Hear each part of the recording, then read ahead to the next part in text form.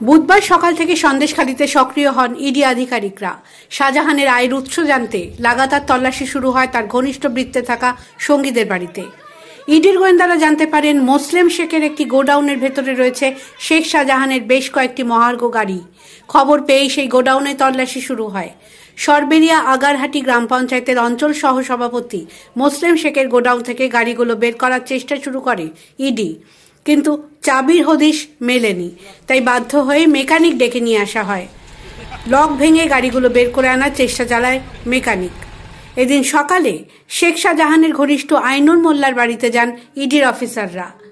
তল্লাশি শুরু হয় নজরুল মোল্লা, জামাল উদ্দিন মোল্লা, আরশাদ মিয়া সহ অন্যান্য সাগরেদদের বাড়িতেও।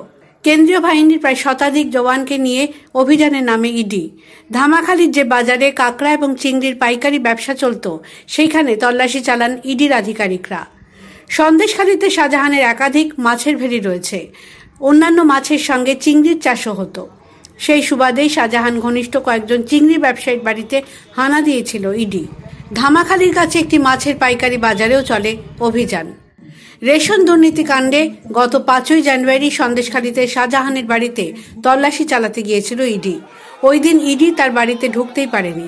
বাড়ির বাইরে ইডির আধিকারিকদের মেরে মাথা ফাটিয়ে দিয়েছিল গ্রামবাসীরা। জানা যায় সেই সময় বাড়িতেই ছিলেন শাহজাহান, পরে পিছনের দরজা দিয়ে পালিয়ে যান। দ্বিতীয়বার শাহজাহানের বাড়িতে তালা ভেঙে ঢোকে ইডি। ফাঁকা বাড়িতে তল্লাশি চালানোর পর বাড়িটি সিল করে দিয়ে যায় ইডি। তারপরেই সন্দেশখালীতে আগুন জ্বলে ওঠে। শেখ শাহজাহানকে গ্রেফতার করার দাবিতে রাস্তায় নামেন মহিলারা। শাহজাহান এবং তার সাগরেদদের বিরুদ্ধে জমি দখল, মারধর, মহিলাদের শ্লীলতাহানির অভিযোগ ওঠে। সন্দেশখালীতে দফায় দফায় গিয়ে পরিস্থিতি সামাল দেওয়ার চেষ্টা করেন পুলিশের উচ্চপদস্থ কর্তারা। অনেক কাঠখড় পুড়িয়ে শেষ পর্যন্ত মিনাখা থেকে ধরা পড়ে শেখ শাহজাহান।